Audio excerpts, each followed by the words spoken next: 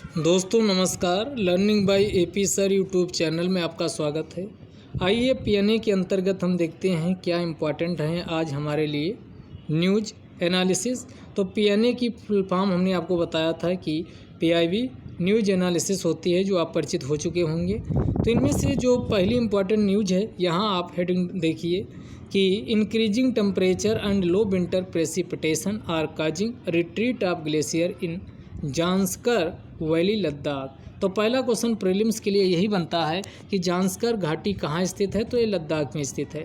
यहाँ पर अब क्या हो रहा है कि लगातार जो ग्लेशियर हैं वो पिघल रहे हैं, जिससे उनकी संख्या लगातार कम होती जा रही है और टेम्परेचर बढ़ता जा रहा है। जाहिर सी बात है, अगर ग्लेशियर पिघल रहे हैं तो टेम्परेचर क्या हो रहा, इंक्रीज हो रहा है। तो यहाँ पर जांस्कर जो लद्दाख में एक रेंज स्थित है, यहाँ पर एक ग्लेशियर या प्रीलिम्स में आपके पूछा जा सकता कि पेंसीलुंगपा, यहाँ नाम देखिए, ये अपनी कॉपी में नोटबुक में इसको राइट डाउन कर लीजिएगा।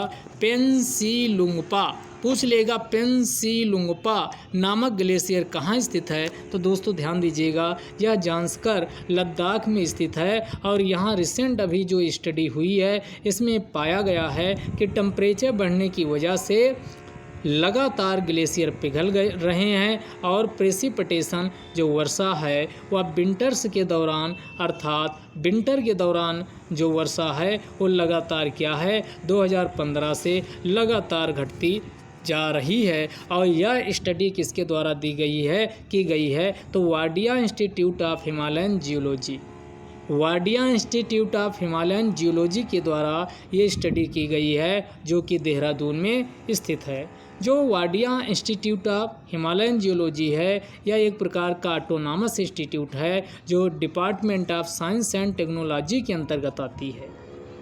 अब आपको ऐसे लगेगा कि ये ministry of environment, forest and climate change के अंतर्गत आता होगा, लेकिन ध्यान दीजिएगा दोस्तों, जो Wadia institute of Himalayan geology है यह देहरादून में स्थित है, जो कि department of science and technology अर्थात भारत सरकार के विज्ञान और प्रौद्योगिकी मंत्रालय के अंतर्गत ये आता है।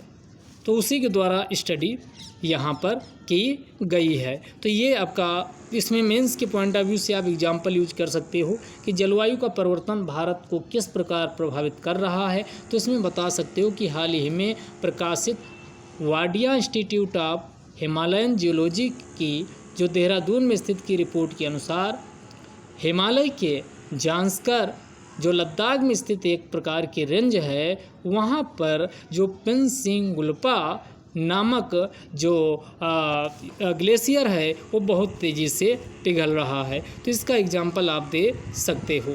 आगे देखते हैं अगला कौन सा हमारे लिए इम्पोर्टेंट है। तो ये अगला काफ़ी काम का है। तो ये हाइड्रो यानी हेल्प नीति, यहाँ पर आज हम डिस्कशन जो करेंगे वो किसकी करने जा रहे हैं, यानी हेल्प की फुल फॉर्म होती है, यहाँ देखिए ये हेल्प की फुल फॉर्म होती है hydrocarbon exploration and licensing policy. ये हेल्प की फुल फॉर्म है hydrocarbon exploration and licensing policy, जिसे मार्च 2016 में प्रोमलगेट किया गया, अर्थात इसको प्रख्यापित किया गया, इसे लाया गया है। ये है क्या, हेल्प को किसके स्थान पर लाया गया, तो इसको नेल्प के स्थान पर लाया गया है। नेल्प की फुल फॉर्म होती है नेशनल एक्सप्लोरेशन लाइसेंसिंग पॉलिसी। तो उसके स्थान पे किसको लाया गया है, हेल्प को लाया गया। अब इसमें देखिएगा, पहले आपका जैसे ये इतना ब्लॉक है, तो उसकी जब बोली लगती थी तो आपको पूरे ब्लॉक की नीलामी करनी होती थी।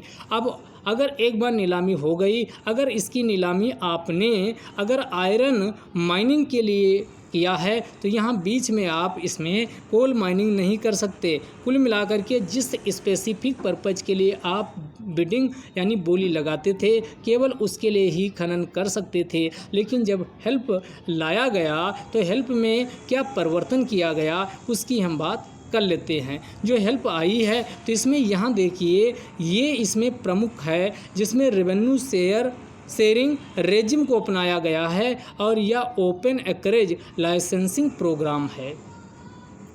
Open acreage licensing programme. The open acreage licensing programme का मतलब हुआ कि इसमें जो मान लो इतना ये ब्लॉक है तो इतने ब्लॉक के लिए भी बोली लगाकर आप इसमें किसी भी जो कोई भी आपकी धातु है उसका आप माइनिंग कर सकते हो, किसी भी मेटल्स का यहाँ पर या और या ऐस का आप खनन कर सकते हो। तो इसमें ये सब पूरे ब्लॉक को पूरा लेना ज़रूरी नहीं, जितने में आपको लगता है कि इससे हमको लाभ होने वाला तो इसको डिफरेंट जो इसमें ओपन बिल्कुल रखा गया है कि आप इसी को ओपन जैसे कई ब्लॉक में बांट दिया गया कि इसको ए ने इसकी बोली लगा दी, इसको बी ने इसको बोली लगा कर ले लिया, इसको सी ने ले लिया, इसको डी ने ले लिया, इसको ई ने ले लिया, इसको एफ ने ले लिया। इसके पहले क्या था कि पूरा का पूरा जो ये ब्लॉक है किसी एक व्यक्ति को बोली लगाकर इसे एक व्यक्ति या कंपनी को लेना होता था। तो इसमें नया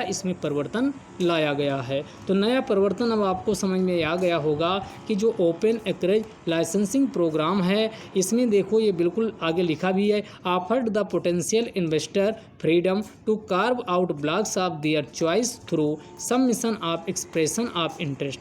जिस आप जो अपने इंटरेस्ट के हिसाब से जहां आपको लाभ हो रहा है उसके हिसाब से आप ओपन एकरेज लाइसेंसिंग प्रोग्राम के अंतर्गत बोली लगा करके उस क्षेत्र विशेष का आप खनन कर सकते हो। तो ये पूरे साल भर ये प्रक्रिया चलती रहती है और इन्वेस्टर हैं उन्हें बोली लगाने के लिए अब पूरा पहले क्या होता था कि इसमें बोली लगाने के लिए एक फिक्स समय होता था तभी आप लगा सकते थे, लेकिन जो ये हेल्प नीति आई है इसके अंतर्गत अब ये क्या किया जाता है कि पूरे साल भर ये प्रोसेस पीरियाडिक यानी एक समयावधि के अनुसार ये चलती रहती है। इसे कब लाया गया अगर हम बात करें तो ये जो hydrocarbon exploration and licensing policy है इसे 2016 में लाया गया, जो पीछे हम आपको बता चुके हैं।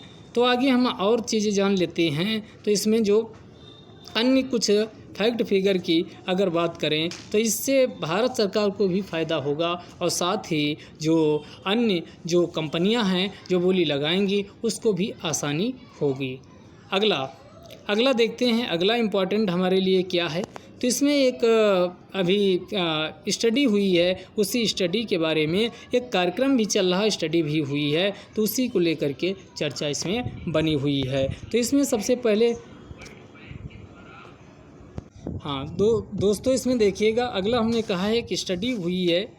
अब भारत में आप देखोगे तो जो न्यूमोनिया जिसे चाइल्डहुड न्यूमोनिया के नाम से जाना जाता है, तो ये चाइल्डहुड न्यूमोनिया बहुत ज़्यादा बच्चों में इससे काफ़ी डेथ हो रही है।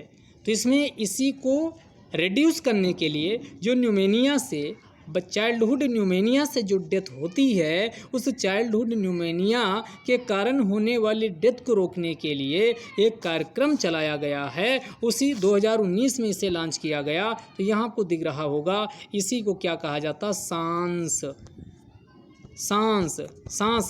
से आप जानते ही हो, सांस रुक गई तो आपकी डेथ हो जाती। तो ये सांस कार्यक्रम चलाया गया। अब सांस की ये फुल फॉर्म ये SAAN ये सांस की क्या है, यानी शब्दों को मिला करके संक्षिप्तीकरण करके बना है। तो हम जान लेते हैं, यस से यहाँ सोशल है, ए से अवेयरनेस है, एंड ए से एक्शंस है, टू और एन से न्यूट्रलाइज और उसके बाद आपका न्यूट्रलाइज न्यूमोनिया और यस से है आपका सक्सेसफुली। तो आपकी ये फुल फॉर्म आपकी समझ में आ गई होगी कि सांस की फुल फॉर्म क्या है। तो सांस कार्यक्रम पूछे का संबंध किससे है, तो पहले आप इसकी फुल फॉर्म आप देख ही लिए हो। तो इसका जो सांस कार्यक्रम है, जो चाइल्डहुड न्यूमोनिया बचपन में जो न्यूमोनिया होने की वजह से बच्चों की डेथ होती है, तो उसी को रोकने के लिए सांस कार्यक्रम को चलाया गया है। और सांस की फुल फॉर्म है सोशल, ए से अवेयरनेस, फिर अगले से ए से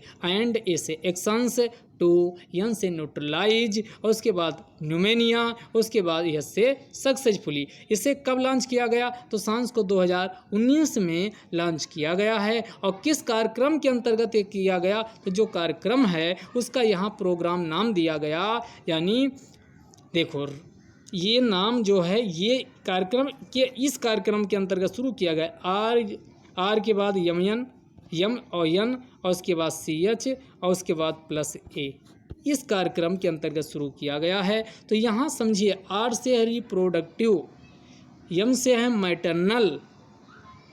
मैटरनल और एन से है न्यू बॉर्न और उसके बाद C से है चाइल्ड और H से है चाइल्ड एंड और A से है एडोलिसेंट हेल्थ। ये आपका C से आपका चाइल्ड हो जाएगा एंड और A से CH से चाइल्ड हो जाएगा एंड और A से हो जाएगा एडोलिसेंट हेल्थ। ये इसकी फुल फॉर्म है, यानी RMNCH + A प्रोग्राम के अंतर्गत शुरू किया गया है। और जो RMNCH + A प्रोग्राम है यह नेशनल हेल्थ मिशन के अंतर्गत आता है। RMNCH + A कार्यक्रम है, यह नेशनल हेल्थ मिशन के अंतर्गत आता है। अब नेशनल, यहाँ एक चीज़ और समझिएगा कि नेशनल सेंटर फॉर डिसीज जो कार्यक्रम है, नेशनल सेंटर फॉर डिसीज कार्यक्रम, इसे भी लॉन्च किया गया और इसके माध्यम से जो न्यूमेनिया से बीमारियां या न्यूमेनिया या अन्य जो एयर पॉल्यूशन की वजह से बीमारियां होती हैं, उन सभी बीमारियों पे कंट्रोल लाने के लिए इसको लॉन्च किया गया है। जिसके अंतर्गत क्या किया जाता है कि जो ARI है, उसके बाद क्रोनिक ऑब्स्ट्रक्टिव पल्मोनरी डिसीजेज है, अस्थमा है, इन सब को क्या किया जाता है, रोकने का प्रयास किया जाता है। आगे आइए, अगला इसमें दिया हुआ है, एक स्टडी हुई है, वो किसके द्वारा की गई है। तो ये स्टडी कुछ डेटा आपके काम का है जो आप इसे यूज कर सकते हैं। तो इस स्टडी को आप अपने कॉपी में नोट कर लीजिए। जो स्टडी हुई है उसका शीर्षक क्या, the burden of chronic respiratory diseases and their heterogeneity across the states of India, और आगे the global burden of disease study 1990 से 2016, ये शीर्षक है।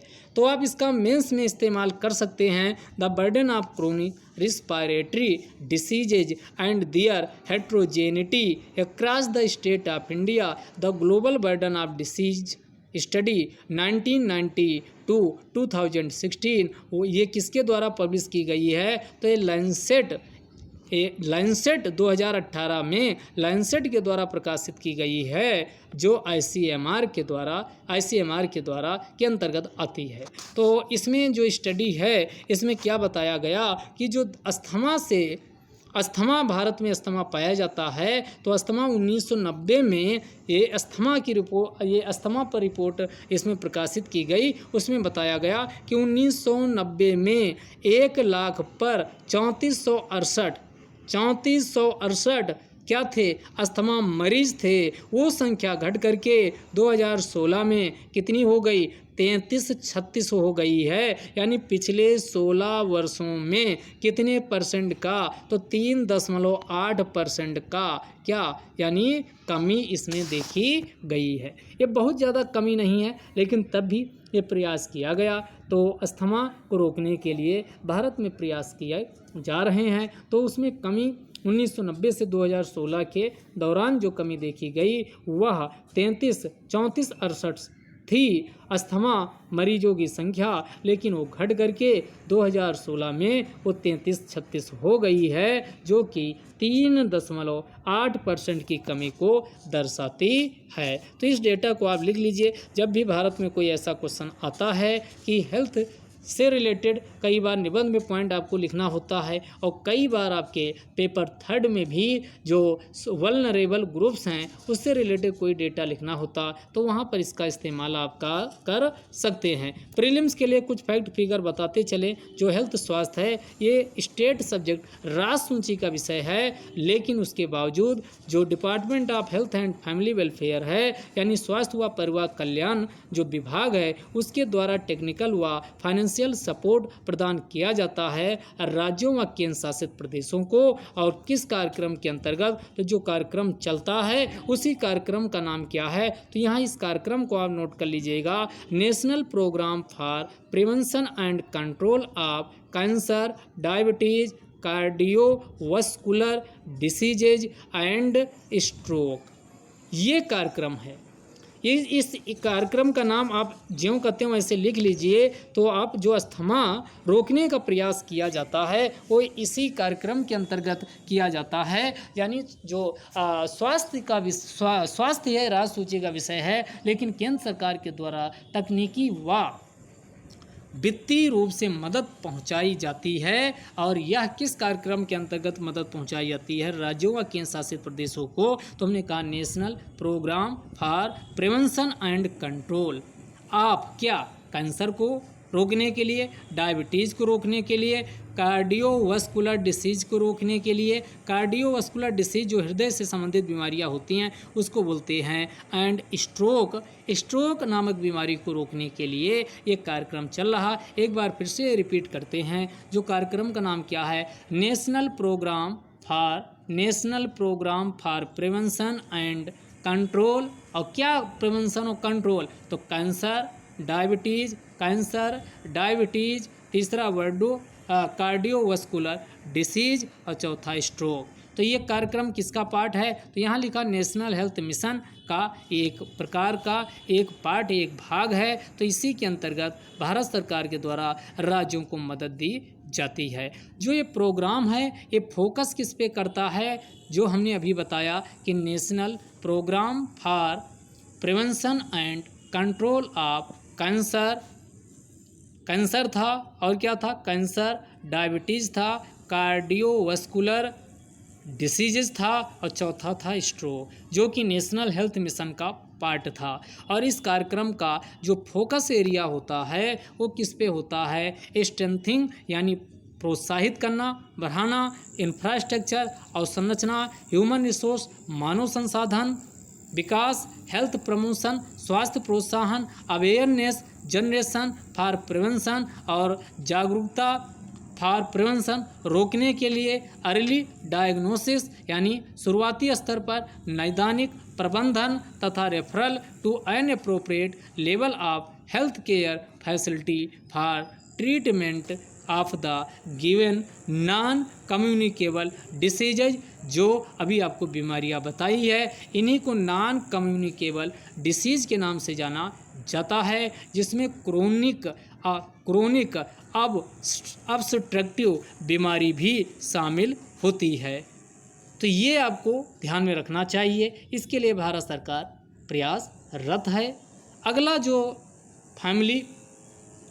नेशनल फैमिली प्लानिंग प्रोग्राम के अंतर्गत कुछ चीज़ें हम जान लेते हैं। इसमें जो नेशनल फैमिली प्लानिंग की बात हो रही है, राष्ट्रीय परिवार नियोजन कार्यक्रम जो चलाया गया उसका क्या प्रभाव रहा है? भारत सरकार के द्वारा नेशनल फैमिली प्लानिंग प्रोग्राम जो चल रहा उसका क्या जनसंख्या को कंट्रोल करने में वो क्या प्रभावी एक कदम साबित हुआ है? तो उसकी हम बात कर लेते हैं। और यहाँ पर सैंपल रजिस्ट्रेशन सर्वे दिया हुआ है। सैंपल रजिस्ट्रेशन सर्वे SRS इसको कहा जाता है।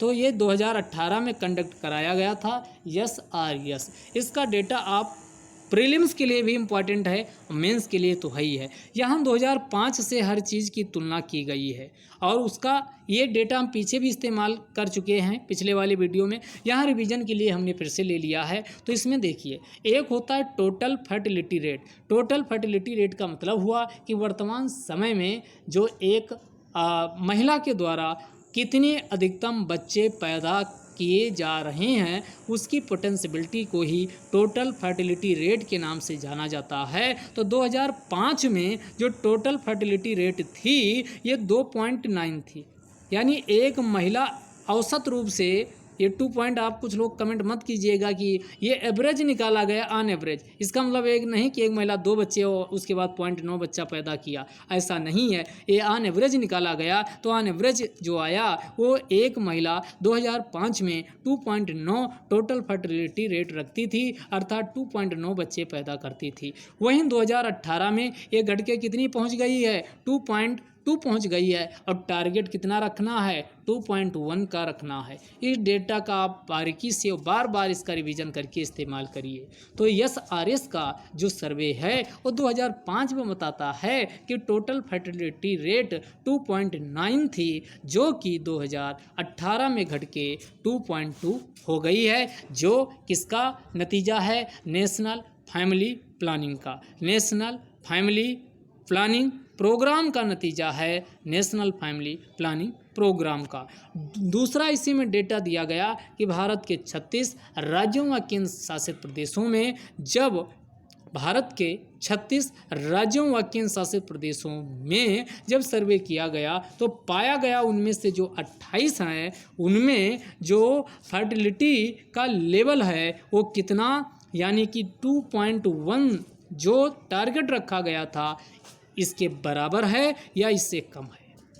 तो 28 भारत के 28 राज्यों व केंद्र शासित प्रदेशों में से 28 राज्य व केंद्र शासित प्रदेश ऐसे हैं जिन्होंने भारत ने जो एक मानक रखा था टोटल फर्टिलिटी रेट का जो 2.1 था उसके बराबर है या उससे कम है। यह सकारात्मक कदम दिखाता है नेशनल फैमिली प्लानिंग प्रोग्राम का। अगला जो क्रूड बर्थ रेट इसको देख लेते हैं।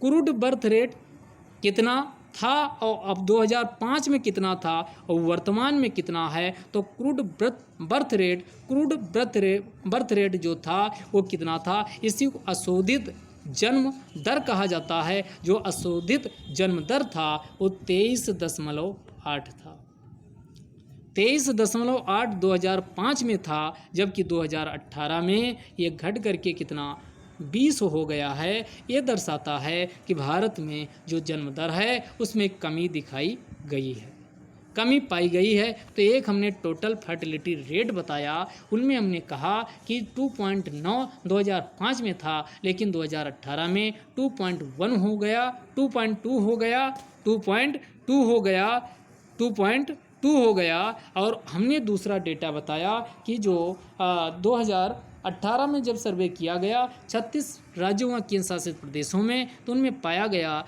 कि 28 ऐसे राज्य व केंद्र शासित प्रदेश हैं जिनमें 2.1 से भी कम टोटल फर्टिलिटी रेट हो गई है। तीसरा डेटा हमने कहा कि जो क्रूड बर्थ रेट है इसमें भी कमी देखी गई है। 2005 में 23.8% थी, 2005 में 23.8% थी, जो 2018 में घट के 20% आ गई है।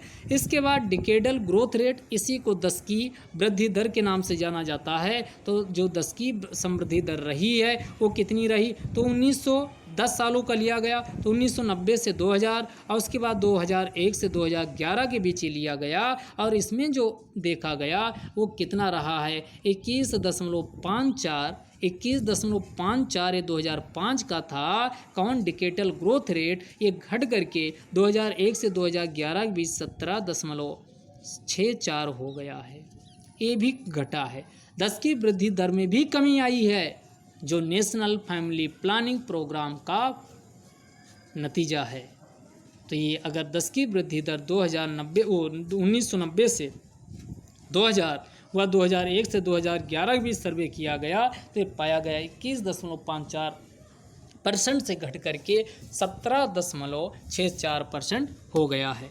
अब सबसे लास्ट में वांटेड फर्टिलिटी रेट था, इसमें भी कमी देखी गई। वांटेड फर्टिलिटी रेट जो है वो कितना, वांटेड का मतलब हुआ जो महिलाएं थी चाहती थी, दोनों में अंतर है। एक टोटल फर्टिलिटी रेट है, एक वांटेड फर्टिलिटी रेट है, यानी महिलाओं के द्वारा जो इच्छा व्यक्त की गई कि मैं इतने बच्चे पैदा करना चाहती हूँ। अनैच्छिक बच्चे इसमें शामिल नहीं, बिना इच्छा वाले, इसमें जो इच्छा व्यक्त किए गए बच्चों को ही शामिल किया जाता है। तो इसे को वांटेड फर्टिलिटी रेट कहा जाता। और वांटेड फर्टिलिटी रेट जो रही है वो आपके नेशनल फैमिली हेल्थ सर्वे 3 जो कि 2005-6 में हुआ था, और अगला नेशनल फैमिली हेल्थ सर्वे 4 2015-16 में हुआ, इनके भी तुलना की गई। तो इसमें 1.9 ये 2005-6 में था और 2015-16 में 1.8 ये डेटा हो गया। ये डेटा बहुत काम का है।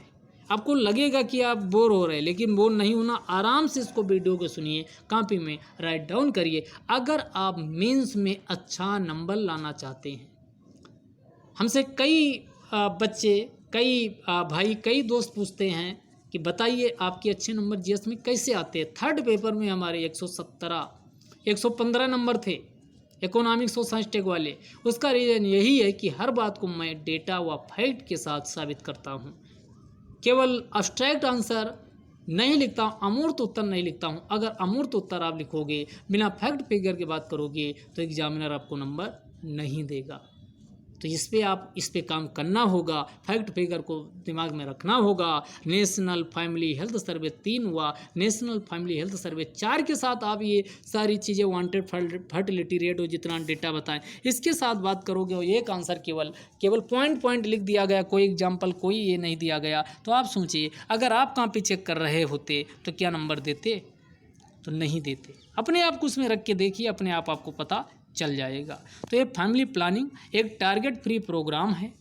जो फैमिली प्लानिंग है ये टारगेट फ्री प्रोग्राम है और the government provide service based on voluntary and informed choice. इसमें किसी की कोई ज़बरदस्ती नहीं है, ये वॉलंटरी स्वैच्छिक, आप स्वैच्छिक रूप से इससे जागरूकता अभियान चला भारत सरकार चला रही है और प्रोत्साहित करती है कि आप फैमिली प्लानिंग को अपनाएं।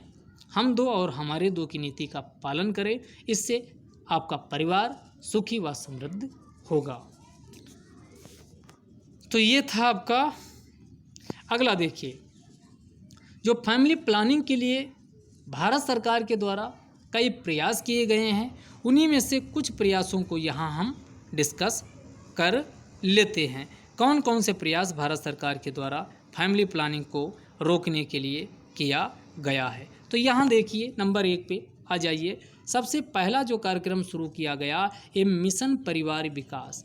क्वेश्चन मेंस में आता है कि जनसंख्या वृद्धि के प्रमुख क्या कारण हैं, भारत सरकार के द्वारा जनसंख्या को नियंत्रित करने के लिए कौन से कदम उठाए गए हैं, क्या वे कदम कारगर साबित हो रहे हैं। इस कथन का या इस कथन पर कमेंट करिए या इस कथन का विश्लेषण कीजिए। इस टाइप का क्वेश्चन बन जाएगा। आया हुआ है 2018 के आईएएस में आया हुआ है। निबंध का टॉपिक बन जाएगा जनसंख्या वृद्धि वरदान या अभिशाप। बन गया टॉपिक। अब आप निबंध लिखिए। तो इसमें आप इन कार्यक्रम को, आपको पता होगा कि भारत सरकार जनसंख्या कंट्रोल के लिए, पॉपुलेशन कंट्रोल के लिए क्या प्रयास कर रही है। तो वहाँ जब आप भारत सरकार के प्रोग्राम का उल्लेख करेंगे तो आंसर अपने आप में क्या हो जाएगा, एक वैलिड हो जाएगा। तो इसमें मिशन परिवार विकास ये शुरू किया गया और इसका उद्देश्य क्या है, एक चीज़ के लिए लाया गया। तो यहाँ लिखा हुआ है substantially increasing access to contraceptive and family planning services. ये समझिएगा, ये ऐसे राज्यों में लागू किया गया और ऐसे राज्यों में के ऐसे 7 high states, 7 high focus state, ऐसे 7 राज्यों में लागू किया गया और 7 राज्यों के 146 उच्च फर्टिलिटी, जहां पर बच्चे पैदा करने की दर बहुत ज़्यादा है। तो ये भारत के 7 ऐसे राज्य आइडेंटिफाई किया गया। अब 7 राज्यों में आप अपने आप समझ सकते हैं, यूपी बिहार अपने आप में उसमें होगा, यूपी बिहार मध्य प्रदेश ये सब इसमें होगा। तो भारत के उच्च जो मिशन परिवार विकास का कार्यक्रम जो चालू किया गया, ये भारत के उन 7 राज्यों के 146 जिलों में शुरू किया गया जहां बच्चा पैदा करने की दर उच्च बनी हुई है। इसमें किया क्या जाएगा, यहाँ जो मिशन परिवार विकास है, इसके अंतर्गत जो कंट्रासेप्टिव गर्भ निरोधक गोलियां या अन्य फैमिली प्लानिंग के जो तरीके हैं, उसके माध्यम से जनसंख्या को कंट्रोल करने के लिए बताया जाता है, प्रयास किया जाता है। तो मिशन परिवार विकास ये पूरे इंडिया में नहीं लागू है, पहली बात ये ध्यान रखिएगा प्रीलिम्स के लिए। ये कहाँ लागू है, तो ये भारत के ऐसे 7 राज्यों में लागू है और 7 राज्यों के ऐसे 146 जिलों में लागू है जहां पर उच्च जन्म दर बनी हुई है।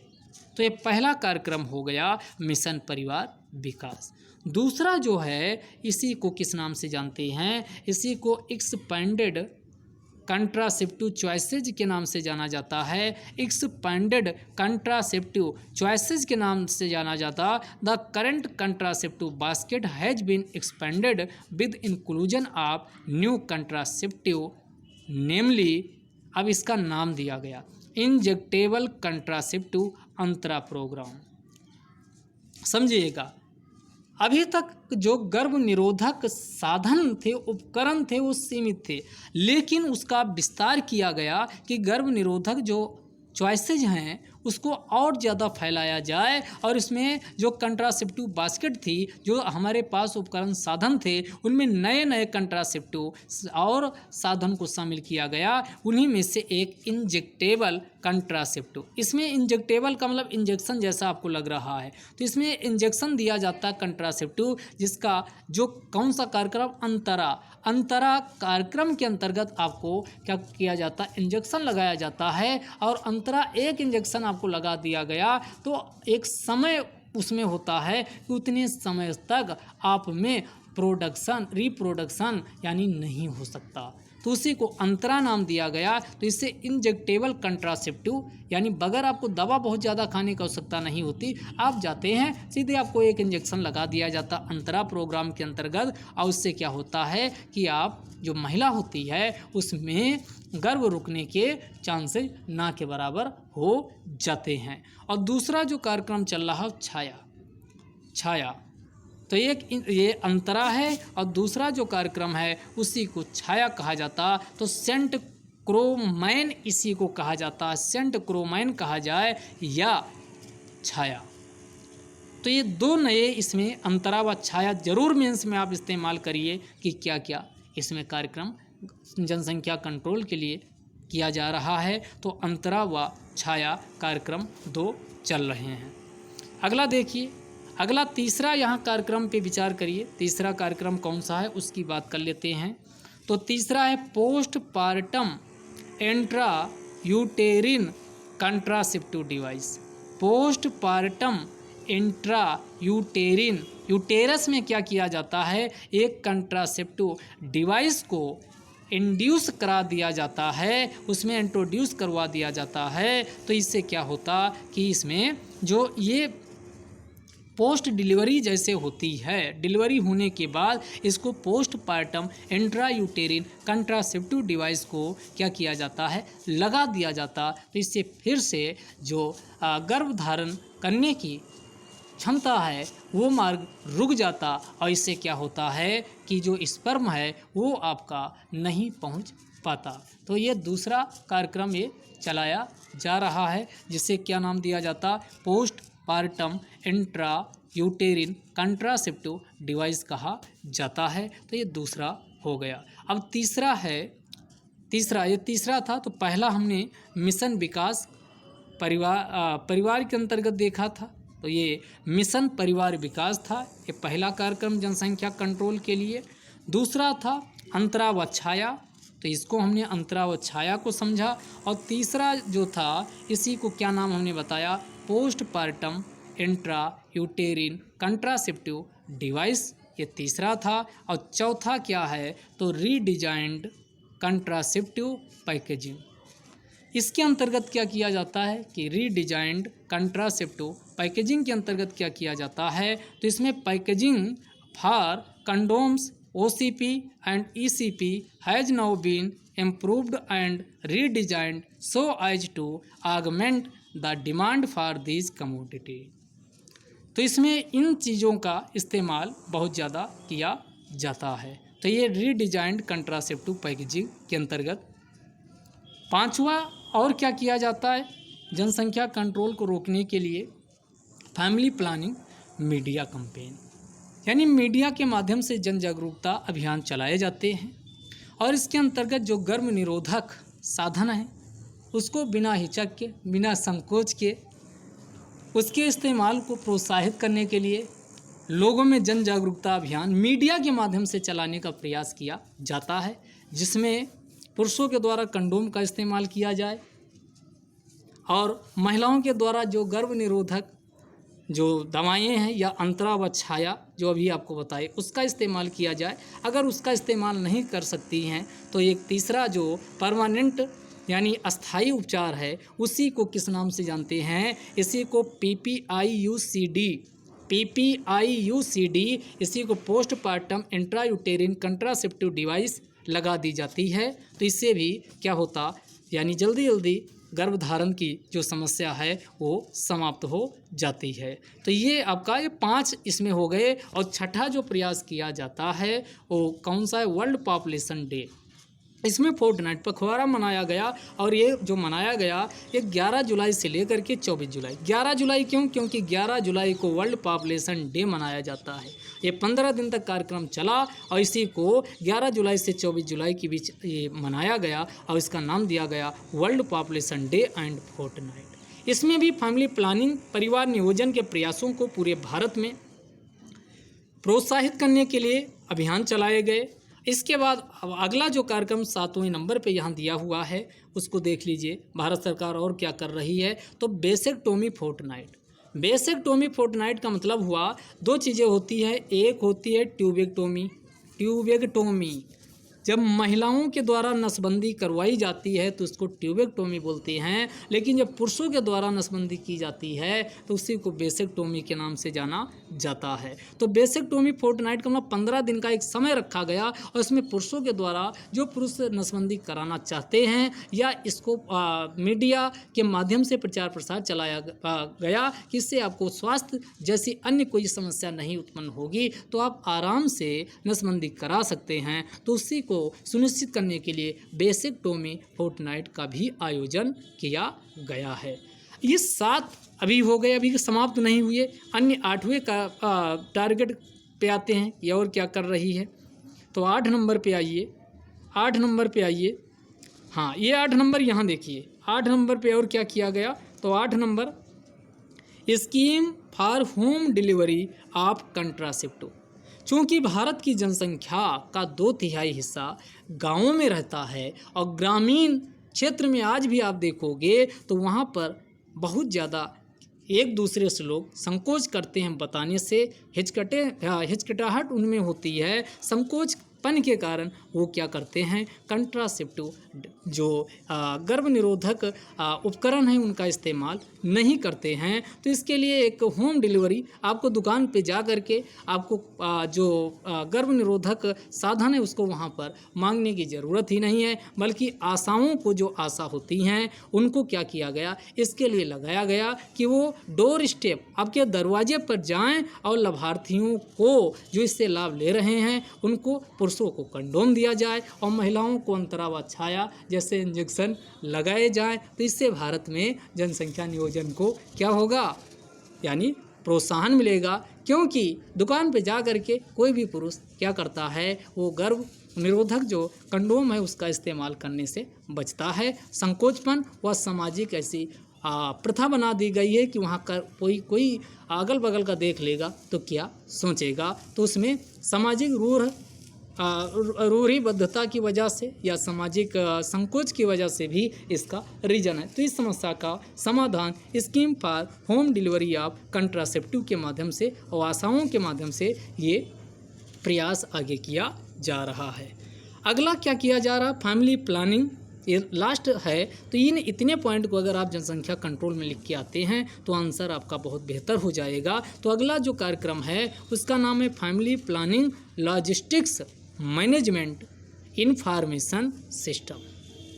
Family planning logistics management information system ये नया है, ये हमको भी नया मिला, इसके बारे में हमको पहले से पता नहीं था। तो ये है क्या? तो इसको ध्यान से समझिएगा कि जो एफपी कमोडिटीज़ की उपलब्धता है वो लास्ट माइल तक उपलब्ध हो, उसी को सुनिश्चित करने के लिए family planning logistic management information system को लाया गया है। तो इतने प्रयास भारत सरकार के द्वारा जनसंख्या वृद्धि को रोकने के लिए किए जा रहे हैं और उसमें जिन प्रयासों का सकारात्मक रिजल्ट रहा है जो हमने पीछे के कुछ डेटा के माध्यम से जानने की कोशिश की है। और ये भारत सरकार के द्वारा जो नेशनल फैमिली प्लानिंग प्रोग्राम है वो काफ़ी हद तक यानी क्या है, सफल साबित हो रहा है। लेकिन ये तभी 100% सफलता हो पाएगी जब भारत के सभी नागरिकों के द्वारा इस कार्यक्रम में अपनी भूमिका का, अपने दायित्वों का, कर्तव्यों का निर्वहन अपनी इच्छा से किया जाएगा। दोस्तों अगले टॉपिक की ओर कंटिन्यू करते हैं। तो अगला टॉपिक यहाँ गवर्नमेंट के द्वारा एक स्कीम शुरू की गई थी, उसके बारे में दिया हुआ। यहाँ देखिएगा, ऑपरेशन ग्रीन स्कीम। तो ऑपरेशन ग्रीन स्कीम जो हुई थी टॉप के लिए शुरू में थी, यानी टी से हो गया टोमेटो, ओ से ओनियन, पी से पोटैटो। ये 3 ओनियन, टोमेटो, ओनियन, पोटैटो के लिए इसे शुरू किया गया था। लेकिन जो पेरिसेबल प्रोडक्ट होते हैं, इसको 2021-22 के बजट में, जो 2021-22 का बजट पेश किया गया, तो इसमें अन्य पेरिसेबल जो जल्दी ख़राब हो जाती हैं उनके उत्पादों को इसमें शामिल किया गया। और यानी कितने और आइडेंटिफाई, इसमें 22 और इसमें प्रोडक्ट शामिल किए गए। तो जो टॉप ये स्कीम थी, टॉप को बना दिया गया टोटल। तो अब की जो ये स्कीम है उसी को टोटल के नाम से जाना जाता है, जिसके अंतर्गत मैंगो को शामिल किया गया। मैंगो है, बनाना है, एप्पल है, पाइन एप्पल है, कैरेट गाजर है, कालीफ्लावर है, बीन्स है इत्यादि इसी प्रकार की 22 अन्य पेरिसेबल जल्दी खराब होने वाले उत्पादों को इसमें शामिल किया गया है। तो ये स्कीम चर्चा में थी, इसलिए हमने आपको डिस्कस कर दिए।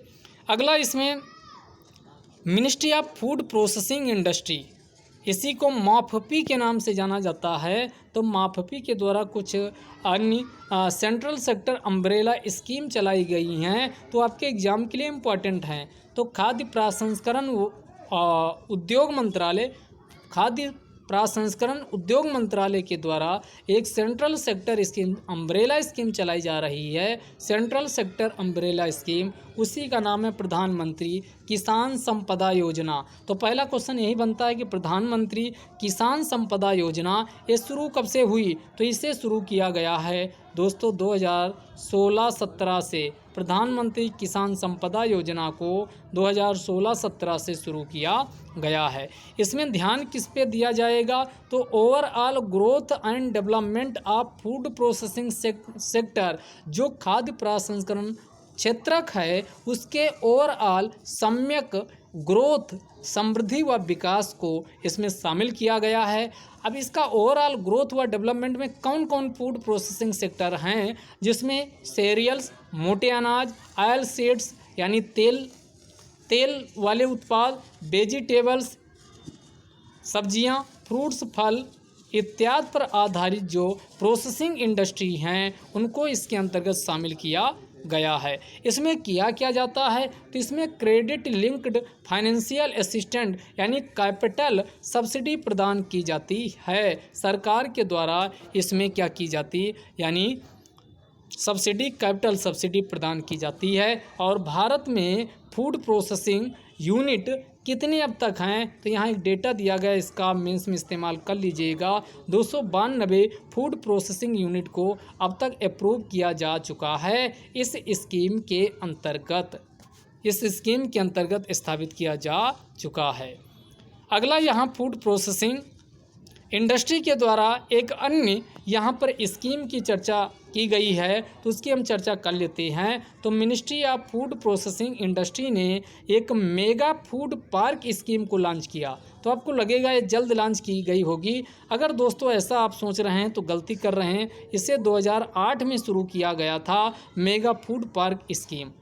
मेगा फूड पार्क स्कीम जो 2008 में शुरू किया गया था। अब यह सेंट्रल सेक्टर स्कीम जो प्रधानमंत्री किसान संपदा योजना, जो अभी आपको किसान संपदा योजना 2016-17 में जो शुरू की गई, उसी के अंतर्गत प्रधानमंत्री किसान संपदा योजना के अंतर्गत जो सेंट्रल सेक्टर अम्ब्रेला स्कीम है उसी में किसको शामिल कर लिया गया? तो उसी में मेगा फूड पार्क जो 2008 में शुरू की गई है उसको शामिल कर लिया गया है। इसका प्राइमरी ऑब्जेक्टिव क्या है? तो इसका प्राइमरी ऑब्जेक्टिव है उपलब्ध करवाना मॉडर्न इंफ्रास्ट्रक्चर फैसिलिटी, यानी आधुनिक और संरचनागत सुविधाओं को उपलब्ध करवाना फॉर फूड प्रोसेसिंग, खाद्य प्रसंस्करण के लिए along the value chain from farm to market, खेत से बाजार तक की मूल्य श्रृंखला के साथ साथ खाद्य प्रसंस्करण के लिए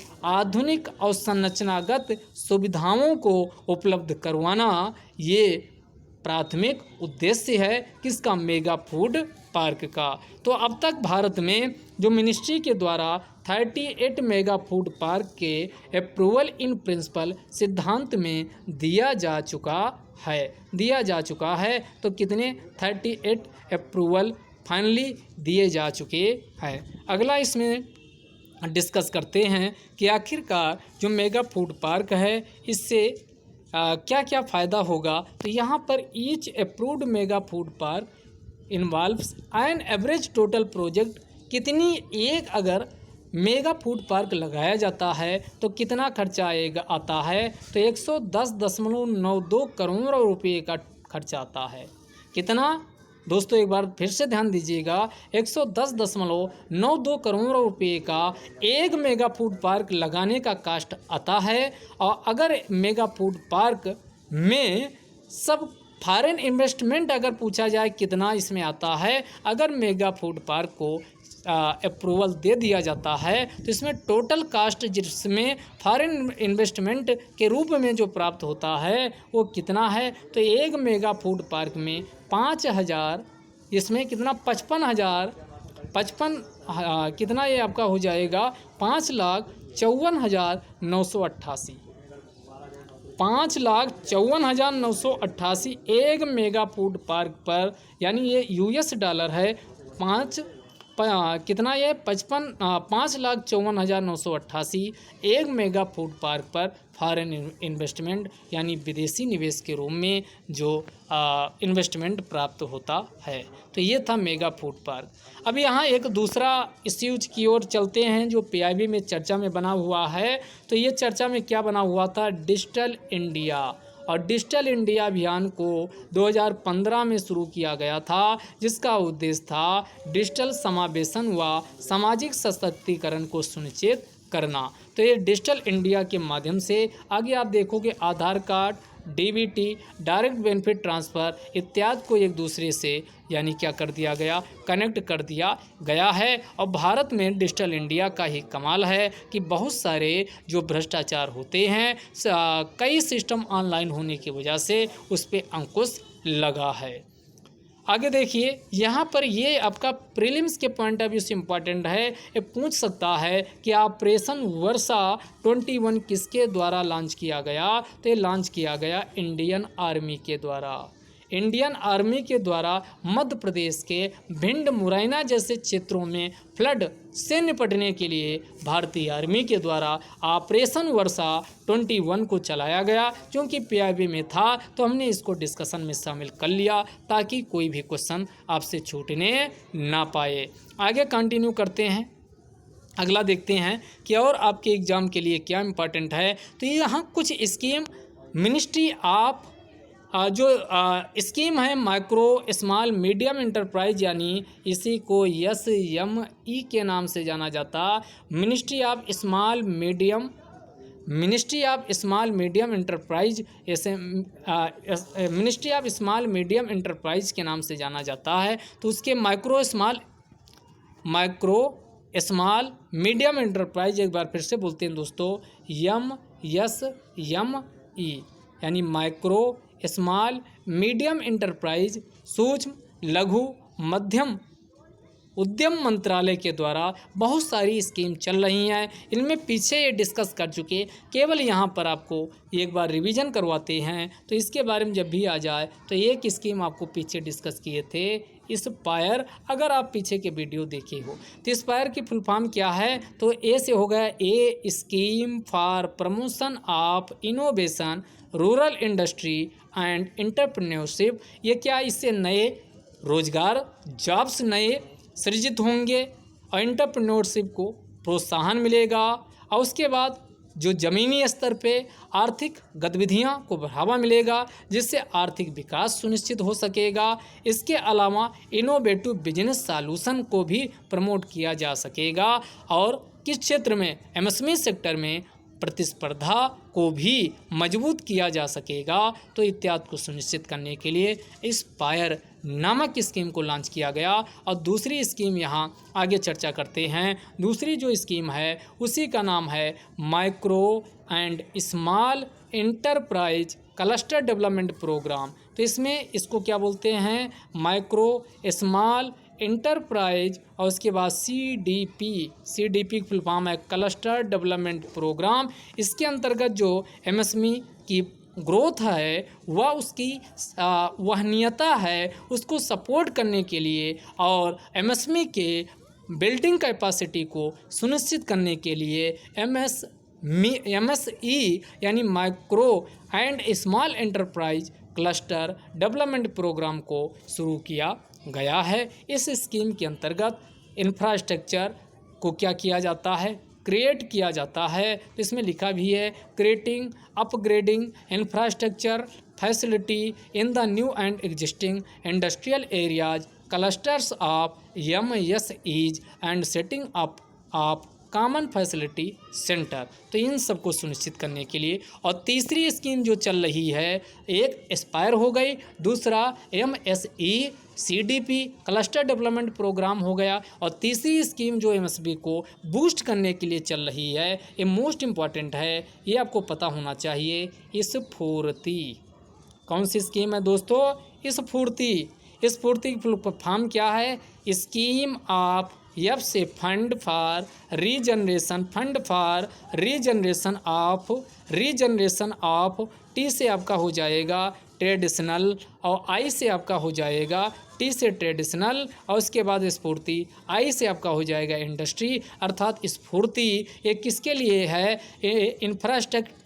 इंफ्रास्ट्रक्चर क्रिएशन के लिए है, और किसके, आर्टिसन और इंटरप्राइजेज जो हैं उनके लिए इंफ्रास्ट्रक्चर को बनाया जा सके कि सुविधा उपलब्ध करवाई जा सके, और इस प्रकार जो एंटरप्रेन्योरशिप है उसके लिए एक उचित एक लाभकारी वातावरण का सृजन किया जा सके, इसके लिए स्फूर्ति स्कीम को शुरू किया गया है। अगली स्कीम की बात कर लेते हैं जो एमएसएमई के क्षेत्र से ही संबंधित है, उसी का नाम है प्रधानमंत्री एम्प्लॉयमेंट जनरेशन प्रोग्राम। ये एग्जाम में बहुत पूछता है, क्योंकि आपको लगेगा कि प्रधानमंत्री रोजगार सृजन कार्यक्रम है, ये किसी मिनिस्ट्री ऑफ स्किल डेवलपमेंट के अंतर्गत होगा। अगर दोस्तों आप ऐसा सोच रहे हैं तो गलती कर रहे हैं। दोस्तों इसमें ध्यान दीजिएगा, जो प्रधानमंत्री एम्प्लॉयमेंट जनरेशन प्रोग्राम है ये 2009 में शुरू किया गया था, और मिनिस्ट्री ऑफ एमएसएमई के द्वारा माइक्रो स्मॉल मीडियम एंटरप्राइज के द्वारा इसको भी शुरू किया गया। और इसका उद्देश्य नाम से ही लग रहा, रोजगार का सृजन करना, रोजगार के जो अवसर हैं ग्रामीण क्षेत्रों के साथ साथ भारत के शहरी क्षेत्रों में रोजगार के अवसरों की तलाश करना, और इसके माध्यम से नए सेल्फ रोजगार वेंचर्स व प्रोजेक्ट माइक्रो एंटरप्राइज के को सेटअप करना, ये प्रमुख इसका उद्देश्य रहा है। अगली जो स्कीम आपके लिए जानने के लिए ज़रूरी है उसी का नाम क्या है दोस्तों, पीछे भी ये डिस्कस कर चुके हैं। उसी स्कीम का नाम है credit linked capital subsidy and technology upgradation scheme. एक इस स्कीम को बोलते हैं CLCS, और उसके बाद आपका TUS।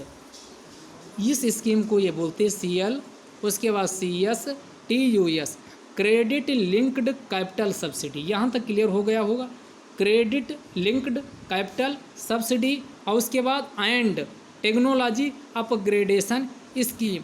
जैसा नाम वैसा काम, तो ये आपका प्रमोट करती है एडॉप्शन अपनाने को अब latest technology in manufacturing as well as knowledge based innovation.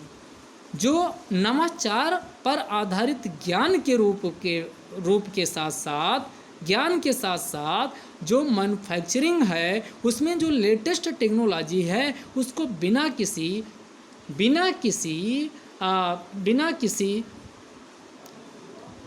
तो इसमें जो टेक्नोलॉजी लेटेस्ट आई है उसको अपनाया जाए बिना किसी हिचक के, उसी को सुनिश्चित करने के लिए credit linked capital subsidy and technology, credit linked capital subsidy and technology upgradation scheme को शुभारंभ किया गया है, शुरुआत की गई है। तो ये आपका इधर वाला ये आपकी कवर हो गया।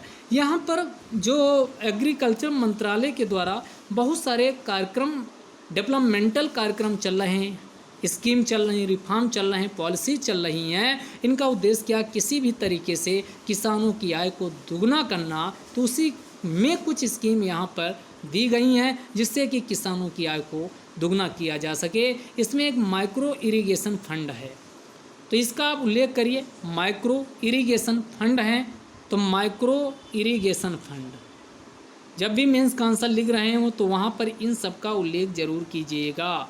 डायरी अपनी कॉपी में लिख करके कई बार रिवीजन करिए, क्योंकि जब तक ये स्कीम आप मेंस के क्वेश्चन में नहीं आ पाएगी तब तक आंसर आपका बहुत अच्छा नहीं होगा। तो माइक्रो इरिगेशन फंड हुआ। एग्री मार्केटिंग स्कीम्स भी हैं जो कृषि बाजार को एक साथ कनेक्ट करती हैं, उसी में से आपकी क्या हैं, ई नैम, इससे IAS प्री में भी क्वेश्चन आ चुका है। इलेक्ट्रॉनिक नेशनल एग्रीकल्चर मार्केट, और दूसरा ये आपकी अभी शुरू की गई जिसका नाम है ग्राम्स। इनको ये ई नैम हुआ, ग्राम्स नामक दो स्कीम आप ध्यान रखिएगा, इसको शुरू किया गया है। इसके अलावा कई अधिनियम बनाए गए हैं, उन अधिनियम की हम यहाँ चर्चा कर लेते हैं। तो इनमें मार्केट रिफॉर्म्स कई किए गए। तो ये मार्केट रिफॉर्म में आप देखोगे तो model APLMC promotion and facilitation act 2017, ये कॉपी में लिख लीजिए और इसको एज इट इज आप मेंस में लिख दीजिएगा। यहाँ पर आप हिंदी में इसका ट्रांसलेशन करने की ज़रूरत नहीं, इंग्लिश हिंदी मीडियम वाले भी ऐसे इंग्लिश में लिखें, मॉडल APLMC, ऐसे वहाँ भी आप लिख दीजिएगा मॉडल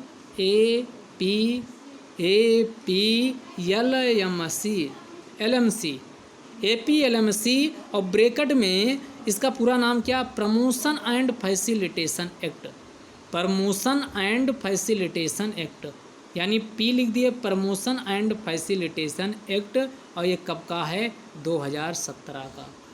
तो मॉडल APLMC ब्रैकेट में प्रमोशन एंड फैसिलिटेशन एक्ट 2017, इसको मार्केट रिफॉर्म बाजार में सुधार के लिए लाया गया। और दूसरा है यानी जो ग्राम्स बताए थे, अब ये small capital G small R उसके बाद कैपिटल A, ग्राम्स। और ग्राम्स की फुल फॉर्म क्या है, इसकी अगर हम चर्चा करें तो इसकी फुल फॉर्म है ग्रामीण एग्रीकल्चर मार्केट। तो गाँव में छोटी छोटी जो हाट बाज़ारें लगती हैं उन्हीं को इसमें ग्राम्स नाम दिया गया, ग्रामीण एग्रीकल्चर मार्केट्स। इनकी स्थापना करना। इसके अलावा एग्री एक्सपोर्ट पॉलिसी आई है, इन सबको आप इस्तेमाल करिए। एग्री यानी जो कृषि से आधारित उत्पाद हैं उनका निर्यात अच्छे से हो, तो एग्री एक्सपोर्ट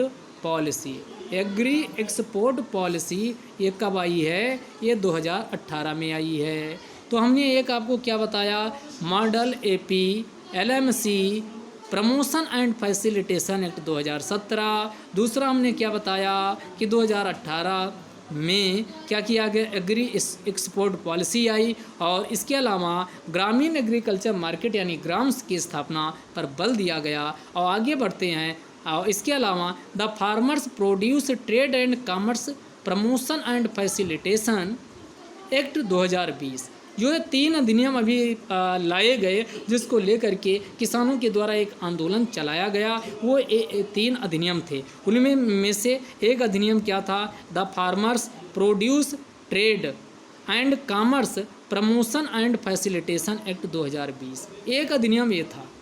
इसको आप अपनी कॉपी में लिखिए और बार बार इसको रिवाइज करिए, तभी आप मेंस में इसको लिख पाएंगे। The farmers produce trade and commerce promotion and facilitation act 2020, the farmers empowerment and protection agreement on price assurance and farm services act 2020, और एक अगला amendment to essential commodity act 1955। इन 3 अधिनियम में संशोधन किया गया। इन 3 अधिनियम की वजह से किसान आंदोलन की शुरुआत भारत में होती है। इसके अलावा promotion of 10,000 farmer produce organisation हैं जिसे किसान उत्पादक संगठन कहा जाता, उसको भी क्या किया जाएगा, प्रमोशन की बात कही गई है। विद नेसेसरी फाइनेंशियल सपोर्ट, इसमें अनिवार्य रूप से जो पर्याप्त इनको वित्तीय सपोर्ट समर्थन दिया जाएगा। आत्मनिर्भर पैकेज एग्रीकल्चर के अंतर्गत, आत्मनिर्भर जो पैकेज है, आत्मनिर्भर पैकेज एग्रीकल्चर, इसके अंतर्गत इसमें यानी सपोर्ट किया जाएगा। इसके अलावा सप्लीमेंट्री इनकम ट्रांसफ़र की जाएगी, यानी सप्लीमेंट्री पूरक आय ट्रांसफ़र की जाएगी किसानों को। और किस योजना के अंतर्गत, तो प्रधानमंत्री, ध्यान देखिए, प्रधानमंत्री फसल बीमा योजना, प्रधानमंत्री कृषि सिंचाई योजना, increase in minimum support price जो एमएसपी होती है, उसमें खरीफ व रबी फसलों में 50% प्रॉफिट मार्जिन को ध्यान में रखते हुए, यानी प्रोडक्शन कास्ट के, इसको एमएसपी को घोषित किया जाएगा। इसके अलावा अन्य भी स्कीम चल रही हैं।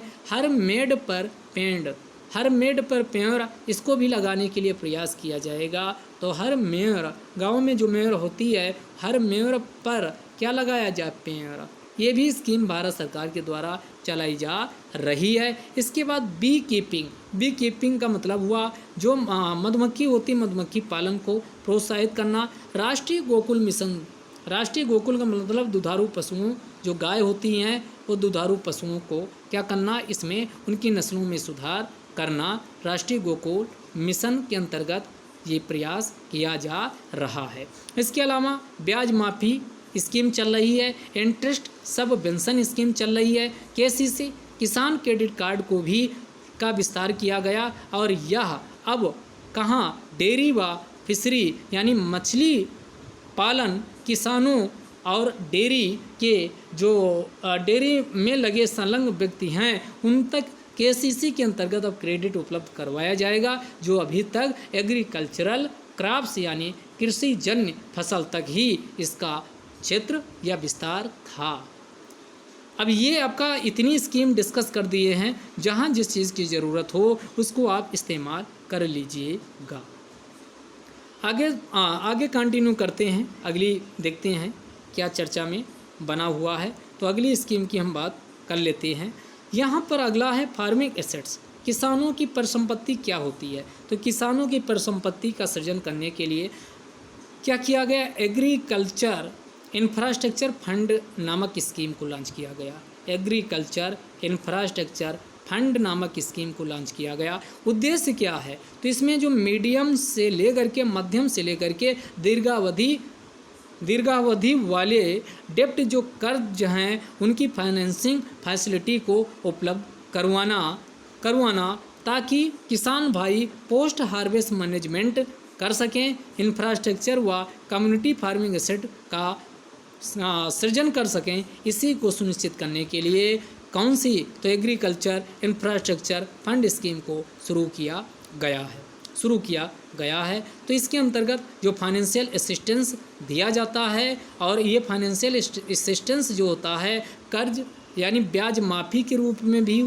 होता है, और credit guarantee for setting post harvest management के रूप में भी होता है। तो इससे क्या होगा, इससे किसानों को पोस्ट हार्वेस्ट फसल कटने के बाद जो मैनेजमेंट दिक्कतें आती हैं, कोई भी फसल कट गई उसके बाद जो किसानों के लिए बहुत ज़्यादा दिक्कत का सामना करना पड़ता है, उसका मैनेजमेंट किया जा सकेगा, और जो वेस्टेज होता है उसको भी रिड्यूस किया जा सकेगा।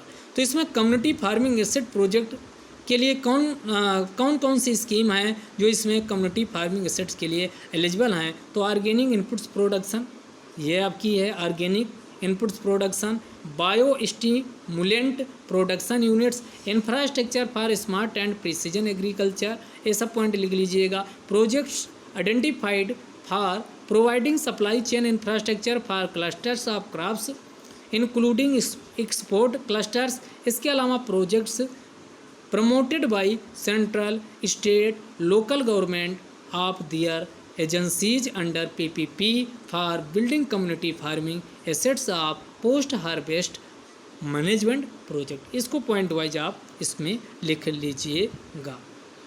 इसके अलावा क्लस्टर डेवलपमेंट प्रोग्राम आपको बता ही चुके हैं, तो इसमें कुछ बताने के लिए बचा नहीं है। आगे कंटिन्यू करते हैं। तो इसमें एक आगे देखिएगा, हाँ ये इस पे बात कर लेते हैं। नेशनल इनोवेशन ऑन क्लाइमेट, ये मेंस में भी क्वेश्चन पूछा जा सकता, प्रीलिम्स में भी। National innovation on climate resilient agriculture, national innovation on climate resilient agriculture, इस स्कीम को शुरू किया गया है।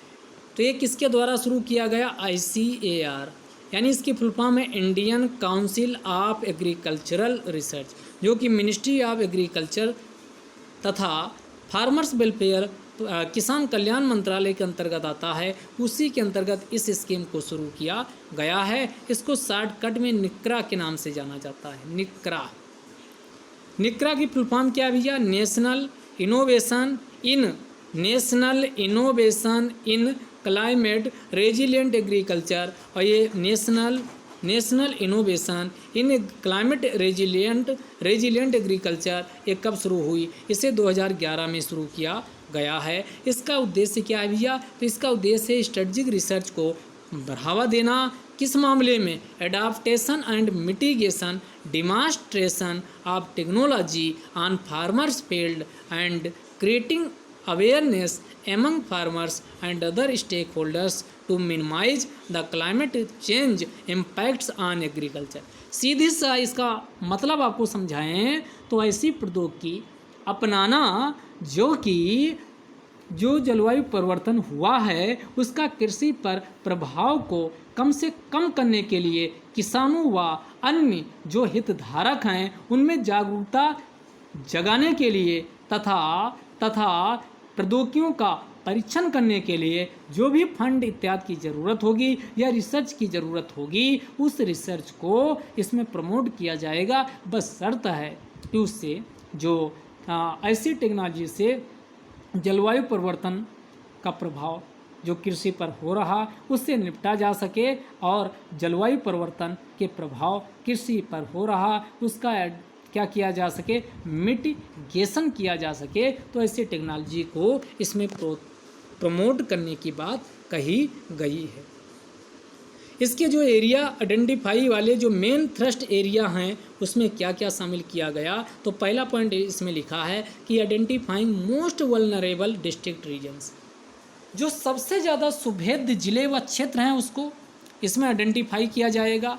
Evolving crop variety and management practices for adaptation and mitigation, जलवायु परिवर्तन से निपटने वाली ऐसी फसलों या ऐसी फसलों की वैरायटी को क्या करना जो जलवायु परिवर्तन के साथ एडाप्टेशन रखती हैं तथा जलवायु परिवर्तन के प्रभाव को मिटिगेट करती हैं, मिटिगेशन वाली हैं, ऐसी फसलों की वैरायटी को क्या करना यानी विकसित करना, इवॉल्विंग करना। ये दूसरा इसमें। और तीसरा आइएगा, assessing climate change impacts on live stock, जो पशुधन है, फिशरी जो मछली हैं, पोल्ट्री मुर्गी पालन, पशुधन और मछली पालन व मुर्गी पालन पर जो जलवायु परिवर्तन का प्रभाव हो रहा है इसका मूल्यांकन करना एंड आइडेंटिफाइंग एडाप्टेशन स्ट्रेटजी, और इससे निपटने के लिए जो अनुकूलन स्ट्रेटजी रणनीतियाँ हो सकती हैं उनको आइडेंटिफाई करना, ये प्रमुख रूप से इसमें आइडेंटिफाई किया गया है। अब दोस्तों पिछले वाले डिस्कशन में, एक मिनट रुकिएगा, ये बैक हो गया है, कोई बात नहीं, 22 पेज नंबर तक हम पहुंच गए थे। बस आप पेशेंस बनाए रखिए क्योंकि इसमें चीज़ें ज़्यादा हैं। अगर इसको आप संभाल ले गए तो यकीन मानिए बहुत मज़ा आएगा आपको। प्री मेंस में कोई दिक्कत ही नहीं होगी। बहुत सारे क्वेश्चन आप डेली बेसिस पे फॉलो करते रहिए और इसका जो डिस्कशन बताया जा रहा उसको कॉपी में लिखते चलिए तो बहुत सारे क्वेश्चन आपको यहीं से मिलने वाले हैं। आइए मिल गया दोस्तों, इस पर हम डिस्कस कर लेते हैं। ये आपका है, देखिएगा इसमें लिखा है एग्री एक्सपोर्ट पॉलिसी। अभी हमने पीछे डिस्कस किया था तो जो एग्री एक्सपोर्ट पॉलिसी यानी कृषि से जो उत्पाद है उसका निर्यात करने के लिए 2018 में एक कम्प्रहेंसिव नीति लाई गई, उसी को एग्री एक्सपोर्ट पॉलिसी 2018 के नाम से जाना जाता है। इसका फोकस क्या है भाई? अब किसानों के लिए तो एक किसान सेंट्रिक अप्रोच पे इस पे ध्यान दिया गया, यानी किसान केंद्रित उपागम पर इस पे ध्यान दिया गया है। और ये किस पे विचार करती है, ये जो किसान ध्यान से समझिएगा, जो ये किस पे, तो यहाँ अगली वाली लाइन पे आइए कि ये इन विचार करती है प्रमोशन, प्रोत्साहन ऑफ एक्सपोर्ट ओरिएंटेड प्रोडक्शन, निर्यात यानी निर्यात उन्मुखी उत्पादन बाय इनकरेजिंग इंफ्रास्ट्रक्चर और लॉजिस्टिक्स को प्रोत्साहित करते हुए टू फैसिलिटेट एग्रीकल्चर एक्सपोर्ट यानी कृषि जन निर्यात की सुविधा के साथ and promoting value added products, और जो वैल्यू एडेड प्रोडक्ट्स हैं उसको प्रोत्साहित करते हुए। बात समझ में आई होगी। इसके बाद जो एग्री एक्सपोर्ट पॉलिसी है ये इनकरेज करती है फार्मर्स किसान भाइयों को टू ग्रो उगाएं एक्सपोर्टेबल क्रॉप्स जो निर्यात करने योग्य फसल है, which are in high demand जिसकी बहुत ज़्यादा मांग है इन द इंटरनेशनल मार्केट यानी अंतर्राष्ट्रीय बाजार में। ऐसे किसान भाई ऐसी फसल को उत्पादन करें जो अंतर्राष्ट्रीय बाज़ारों में जिनकी मांग बहुत ज़्यादा है, through pre post harvest management of production, चाहे वो फसल पैदावार के पहले का प्रोडक्शन का मैनेजमेंट हो या फसल उत्पादन के बाद का हो, in identified cluster in the country. इसके अलावा डाइवर्सिफाई का मतलब विविध कई चीज़ों को अपनाना, एक्सपोर्ट बास्केट यानी निर्यात करने में एक चीज़ शामिल ना हो बल्कि कई प्रकार की अगर कृषि जन फसलें शामिल की जाती वो अच्छी होंगी। इसके अलावा destination and boost high value and value added agricultural export, और इसमें हाई वैल्यू व वैल्यू एडेड एग्रीकल्चरल जो निर्यात हैं उसको क्या करना, उसको गंतव्य स्थान तक पहुंचाना और उसको क्या करना, बूस्ट करना, इंक्लूडिंग फोकस ऑन पेरिसेबल्स जो जल्दी ख़राब हो जाने वाली फसलें हैं, promoting novel indigenous organic ethnic traditional और non traditional agricultural products export.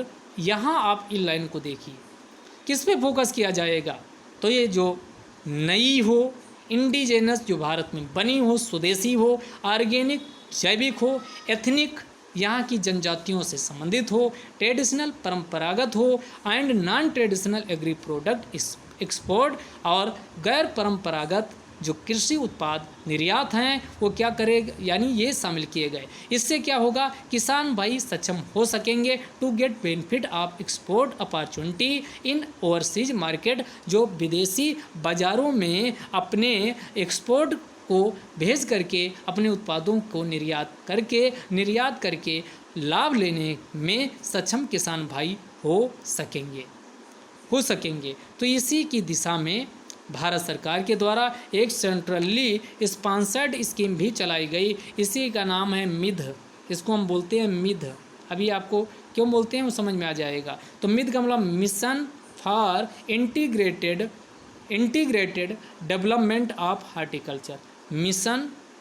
Mission किसके लिए, mission for integrated development of horticulture, इसकी मिध की फुल फॉर्म है। ये किसके लिए, हार्टिकल्चर सेक्टर में ओवरऑल होलिस्टिक ग्रोथ को सुनिश्चित करने के लिए इसे लॉन्च किया गया है। इसमें फल शामिल हैं, वेजिटेबल शामिल हैं, रूट शामिल हैं, ट्यूबर क्रॉप्स शामिल हैं, मशरूम, स्पाइसेज मसाले, फ्लावर्स फूल, एरोमेटिक प्लांट्स। इसके बाद कोकोनट का मतलब होगा आप समझ ही रहे हो, यानी आपका कोकोनट इसमें शामिल है। उसके बाद कैश्यू, कोकोवा, इन सबको इसमें शामिल किया गया है। तो इसमें कैपेसिटी बिल्डिंग पर भी ध्यान दिया जाता है किसानों की, उनको टेक्नीशियन की जो तकनीकी मदद होती वो भी उपलब्ध करवाया जाता है। तो ये आपकी क्या हुई, कुछ आपकी इसमें स्कीमें थी जो हमने आपके सामने डिस्कस किया। अब पोटेंशियल फॉर एग्रो फॉरेस्ट्री को सुनिश्चित करने के लिए भी भारत सरकार के द्वारा स्कीम चलाई जा रही है। तो उस स्कीम को हम इस वाले में डिस्कस करने वाले हैं। तो एग्रो फॉरेस्ट्री के लिए कृषि और किसान कल्याण मंत्रालय के द्वारा एक स्कीम चलाई जा रही, इसी को बोलते हैं माफ़। साहब माफ़ कर दो, आप बोलते हो साहब माफ़ कर दो। आप ये कहोगे ये कौन सी स्कीम है, साहब माफ़ कर दो। तो यस से साहब और इसके बाद माफ़। अब आपको समझ में गया होगा स्कीम कोई है, तो इसको याद करने के लिए साहब माफ़ कर दो। किसान भाई वैसे इनकी स्थिति बहुत डामाडोल होती है, तो हमेशा जो अपने से उच्च साहूकार होते हैं, उनके पास जाते हैं, पैसे जहाँ से उधार लिए हैं तो वहाँ बोलते हैं साहब माफ़ कर दो। ये आपको याद करने के लिए बता रहे हैं, बाकी इसका कोई मतलब नहीं है। तो इसका क्या है, यस से हो जाएगा सबमिशन ऑन सब, यस से सब, यम से मिशन ऑन, ए से एग्रो फॉरेस्ट्री और इसके बाद एग्रो फॉरेस्ट्री, ए से हो गया एग्रो, एफ से हो गया फॉरेस्ट्री स्कीम। इसे कब लॉन्च किया गया, पहला क्वेश्चन यही साहब माफ़ कर दो को कब शुरू किया गया, सब mission on agro forestry scheme, इसे 2016-17 में शुरू किया गया है। इसमें समझिएगा फाइनेंशियल असिस्टेंस यानी इसमें वित्तीय मदद पहुंचाई जाती है, सहायता दी जाती है किसानों को, और किसके लिए, प्लांटेशन एक्टिविटीज़ के लिए, along with development of various types of nurseries for producing quality planting materials like seeds है, बीज के लिए, सीडलिंग्स के लिए जो अंकुरन निकलते हैं, उसके बाद क्लोन्स के लिए, इम्प्रूव्ड वैरायटीज़ के लिए, इत्यादि के लिए हाई क्वालिटी के जो बीज फल फूल इत्यादि का विकास हो, इसी को सुनिश्चित करने के लिए यानी सब मिशन ऑन एग्री फॉरेस्ट्री को शुरू किया गया 2016-17 में। इसमें कैपेसिटी बिल्डिंग पर भी ध्यान दिया जाता है, ट्रेनिंग पर भी ध्यान दिया जाता है। तो एग्रो फॉरेस्ट्री सेक्टर को समर्थन देने वाले ऐसे जो कैपेसिटी बिल्डिंग की ज़रूरत है व ट्रेनिंग की ज़रूरत है उस पर भी ध्यान दिया जाता है। इसके अलावा जो मार्केट लिंकेज है उसको भी मार्केट लिंकेज यानी मार्केट से किसान भाई जो एग्री फॉरेस्ट्री से संबंधित हैं वो कनेक्ट हो सकें, वहाँ तक उनकी पहुँच हो सके, उसको भी वृद्धि इसमें करने का प्रयास किया जाता है। और एग्री फॉरेस्ट्री जो गुड्स वस्तुएं हैं उसको का कंजप्शन ज़्यादा हो, इस पे भी प्रमोट किया जाता है, इस पे सरकार के द्वारा प्रयास किया जाता है। इसके अलावा जो ये स्कीम है ये उन राज्यों में इसको इम्प्लीमेंट करवाया जाता है जहाँ क्या है, realised felling and transit regulation for important agro forestry species. तो ये सब आगे आपका काम का नहीं है, जितना काम का था वो हमने आपको बता दिया। अब आगे आइए, ये वही स्कीम है, इसके बारे में हमने चर्चा आपके सामने कर ही दिया है। ये 3 बार पता नहीं कैसे पेज में आ गई है। आगे देखो, यहाँ पर ऑर्गेनिक फार्मिंग के बारे में ये आपका भी पार्ट होना चाहिए। Promoting organic farming. Organic farming का मतलब हुआ जब रासायनिक उर्वरकों कीटनाशकों का इस्तेमाल ना करके बल्कि जैविक कीटनाशकों उर्वरकों का प्रयोग करते हुए किसी भी फसल को या खेती की जाती है तो उसी को ऑर्गेनिक फार्मिंग के नाम से जाना जाता है। तो ऑर्गेनिक फार्मिंग सरकार के द्वारा प्रमोट की जाती है। ऑर्गेनिक फार्मिंग को सुनिश्चित करने के लिए एक स्कीम चल रही है, उसी को क्या बोलते हैं, परंपरागत कृषि विकास योजना, और दूसरी है mission organic value chain development in north east region. ये 2 स्कीम जरूर आप चर्चा करिए, परंपरागत कृषि विकास योजना, दूसरी mission organic value chain development. जो mission organic value chain development कहाँ, तो इन नॉर्थ ईस्ट रीजन के लिए इसे शुरू किया गया है। इसके अंतर्गत फाइनेंशियल असिस्टेंस दिया जाता है, वित्तीय मदद उपलब्ध करवाई जाती है 3 सालों में 31,000 रुपये प्रति हेक्टेयर इन 3 साल। प्रधानमंत्री कृषि विकास योजना के अंतर्गत 31,000 रुपये प्रति हेक्टेयर के हिसाब से प्रत्येक 3 सालों में परंपरागत कृषि विकास योजना के अंतर्गत मदद दी जाती है ताकि जैविक खेती को बढ़ावा दिया जा सके। और दूसरी हमने कहा कि कौन सी स्कीम है, तो mission organic value chain development in north east region, जो ये आपका यहाँ लिखी हुई है। तो इस स्कीम को के अंतर्गत कितना, तो 32,500। पूर्वोत्तर भारत है तो वहाँ तनिक पैसा ज़्यादा दिया जाएगा, तो 31,000 नॉर्मल जो ऐसे परंपरागत कृषि विकास योजना है उसके अंतर्गत 31,000 रुपये प्रति हेक्टेयर 3 सालों में दिया जाता, जबकि 32,500 रुपये प्रति हेक्टेयर इन प्रत्येक 3 सालों में जो mission organic value chain development in north east region नामक जो स्कीम चल रही है उसके अंतर्गत उपलब्ध करवाया जाता है, ताकि ऑर्गेनिक इनपुट्स जैसे सीड्स हैं, बायो फर्टिलाइजर्स हैं, बीज, जैव उर्वरक, बायो पेस्टिसाइड यानी जैव कीटनाशक, ऑर्गेनिक खाद, जैविक खाद, कंपोस्ट, वर्मी कंपोस्ट इत्यादि को खरीदा जा सके, बोटेनिकल एक्सट्रैक्ट्स इत्यादि को खरीदा जा सके, इसी को सुनिश्चित करने के लिए इसमें 31,000 व 32,500 रुपये क्रमशः प्रदान किया जाता है। कृषि विकास योजना, परंपरागत कृषि विकास योजना व उसके बाद दूसरी mission organic value chain development in north east region. ये 2 स्कीम जरूर आप अपनी माइंड में ध्यान रखिएगा। इसके अलावा अन्य जो समर्थन प्रदान किया जाता है वो एफपीओ को प्रदान किया जाता है। एफपीओ का मतलब है फार्मर्स प्रोड्यूसर्स ऑर्गेनाइजेशन। इनका गठन हो, इनको ट्रेनिंग प्रदान की जा, certification, value addition, marketing of their organic produce इत्यादि को सुनिश्चित करने के लिए भी इसमें मदद दी जाती। इसके अलावा organic cultivation on either side of river Ganga, natural farming, large area certification and support for individual farmers have also been introduce under Paramparagat Krishi विकास योजनाएं। तो कृषि विकास योजनाओं के अंतर्गत जो भी नदी है, नदी, तालाब, झील, पोखर ये सब हैं, उनके किनारे क्या किया जाए, इसमें गंगा नदी का एग्जाम्पल दिया गया, वहाँ पर ऑर्गेनिक कल्टीवेशन, जैविक खेती को प्रमोट किया जाए, तो उसके लिए भी मदद प्रदान की जाती है। दोस्तों थकना नहीं है, अभी हम पहुँच चुके हैं 27, 3-4 पेज और बचे हैं, उसको भी डिस्कस करते हैं। इसके बाद आपका क्या होगा, ये आपका ख़त्म होगा। आप नोट्स बना रहे होंगे, बहुत अच्छे नोट्स आप बनाइए, रिवीजन करिए। यकीन मानिए कि आपका फर्स्ट पेपर से लेकर के निबंध तक बहुत आसानी से आप कर पाओगे।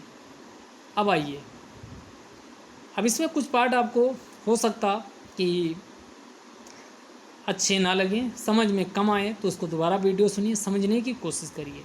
एग्ज़ाम के लिए आपको ये इम्पोर्टेंट नहीं रखता क्या समझ में आ रहा है क्या नहीं, हर चीज़ को समझना है, तो आपकी कोशिश होनी चाहिए, तभी फाइनली सिलेक्शन होगा।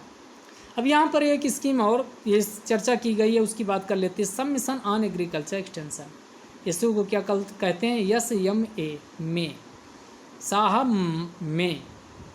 में एक साहब वाला पीछे बताए थे, ठीक, और दूसरा ये साहब में है, यानी सब मिशन ऑन एग्रीकल्चर एक्सटेंशन। सब मिशन ऑन एग्रीकल्चर एक्सटेंशन, इसमें एग्रीकल्चर एक्सटेंशन में क्या किया जाता है, तो इसमें स्किल ट्रेनिंग प्रदान की जाती है। कृषि कोर्स जो कृषि से संबंधित, कृषि व कृषि गतिविधियों से संबंधित कृषि सहायक कृषि गतिविधियां हैं, उसमें 200 घंटों का, कम से कम 200 घंटों का यहाँ पर स्किल ट्रेनिंग प्रदान की जाती है इस स्कीम के अंतर्गत। ये इस स्कीम के अंतर्गत। अगला, अब इसमें यहाँ कोई आपके लिए इम्पोर्टेंट नहीं है, तो इसमें आगे कंटिन्यू करते हैं। अगला, इसमें महिला किसान सशक्तिकरण, यहाँ महिलाओं के लिए भी कई स्कीम को लॉन्च किया गया, लेकिन ध्यान रहे महिला के लिए कृषि मंत्रालय स्कीम नहीं लॉन्च किया है, डिपार्टमेंट ऑफ रूरल डेवलपमेंट, ग्रामीण विकास मंत्रालय के द्वारा स्कीम लॉन्च की गई है। जो स्कीम लॉन्च की गई उसी का नाम है महिला किसान सशक्तिकरण परियोजना। यहाँ आप गलती कर दोगे, आपको लगेगा कि महिला किसान आ गया तो ये कृषि मंत्रालय होगा, तुरंत गलत हो जाएगा। लेकिन दोस्तों आपको बताते चलें, ये महिला किसान सशक्तिकरण परियोजना जो है ये रूरल ग्रामीण विकास मंत्रालय के अंतर्गत शुरू की गई, और ये किसका पार्ट है, तो दीनदयाल अंत्योदय योजना, नेशनल रूरल लाइवलीहुड मिशन, ये जो DAYNRLM के अंतर्गत दीनदयाल अंत्योदय योजना, नेशनल रूरल लाइवलीहुड मिशन के अंतर्गत इसे लॉन्च किया गया। और यह स्कीम जो महिला किसान सशक्तिकरण परियोजना है, इसे कब, तो इसे 2011 में लॉन्च किया गया था। इसका उद्देश्य था कि महिलाओं को सशक्त करना, ताकि वो कृषि व कृषि संबंधी गतिविधियों में अपना क्या करियर को इसमें बना सकें, और महिलाएं भी कृषि क्षेत्र में महिलाओं की भागीदारी ज़्यादा हो, इत्यादि को सुनिश्चित करने के लिए इस स्कीम को शुरू किया गया है। अब यहाँ एग्रीकल्चर इंफ्रास्ट्रक्चर फंड, इसके बारे में हमने पूरा आपको पीछे बताई दिए हैं। अब यहाँ एक चीज़ और, इसमें जो फंड है वो 1 लाख करोड़ रुपये ये ऐड कर लीजिएगा, जहाँ लिखे हो ये, यानी भुगतान किया गया है बैंकों के द्वारा। लेंडिंग इंस्टीट्यूशंस जो हैं, कर्ज देने वाले जो संस्थाएं हैं, जो भी एलिजिबल बेनिफिशरीज थी, तो ये क्यों सक्सेस है। अब इसके बारे में एक लाइन ये भी लिख सकते कि ये अब तक 1 लाख करोड़ रुपये का भुगतान कर किया जा सका है। इसके अंतर्गत तो एग्रीकल्चर इंफ्रास्ट्रक्चर फंड के अंतर्गत। ये किस राज्य को कितना मिला वो इसमें आपका दिया हुआ है। आगे आइए,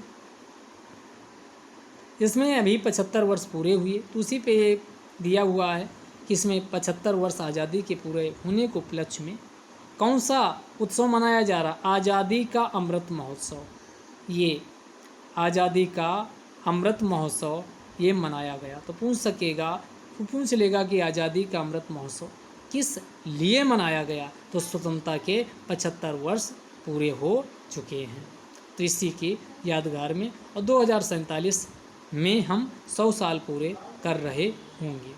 तो इस अवसर पर देखिएगा दोस्तों, वायुसेना मेडल कुछ लोगों को दिया गया, कुछ लोगों को अशोक चक्र दिया गया। तो इसमें कुछ नाम हमारे लिए इम्पोर्टेंट हैं। जो नाम इम्पोर्टेंट है उसकी हम बात कर लेंगे। तो यहाँ एक अशोक चक्र याद रखिएगा, केवल एक व्यक्ति को मरणोपरांत दिया गया, और दिया गया श्री बाबू राम को दिया गया, जो ASI थे जम्मू कश्मीर पुलिस में। तो याद रखिएगा किसको दिया गया, बाबू राम, श्री बाबू राम को दिया गया अशोक चक्र। किसको दिया गया दोस्तों, अशोक चक्र। इस बार का पूछे किसको दिया गया, तो श्री बाबू राम को अशोक चक्र दिया गया। यानी इसको आप याद कर सकते हैं, A से अशोक और B से बाबू राम, AB। अब तो ये अशोक चक्र बाबू राम को दिया गया, तो आपको नाम याद आ जाएगा। इसके अलावा कीर्ति चक्र जो दिया गया, ये भी एक ही व्यक्ति को दिया गया, जिसका नाम है श्री अल्ताफ हुसैन भट्ट। श्री अल्ताफ हुसैन भट्ट, इनको कीर्ति चक्र दिया गया है। सौर चक्र के कितने लोगों को दिया गया, तो सौर चक्र 3 लोगों को दिया गया है। तो जिनमें से सौर चक्र का इसमें लिस्टिंग आप देख लीजिएगा। ये 3 नाम कौन कौन है, ये 3 नहीं, कई नाम है, इसमें केवल 3 आया है, तो ये नहीं पूछा जाएगा। केवल आप याद रखिए कीर्ति चक्र को और अशोक चक्र। अशोक चक्र बाबू राम, श्री बाबू राम को दिया गया है, जबकि कीर्ति चक्र श्री अल्ताफ हुसैन भट्ट जो कांस्टेबल थे जम्मू कश्मीर पुलिस में, मरणोपरांत इन दोनों लोगों को ये दिया गया है। तो आज का ये डिस्कशन यहीं समाप्त करते हैं, अगले वीडियो में फिर मिलेंगे। तब तक के लिए जय हिंद, जय भारत।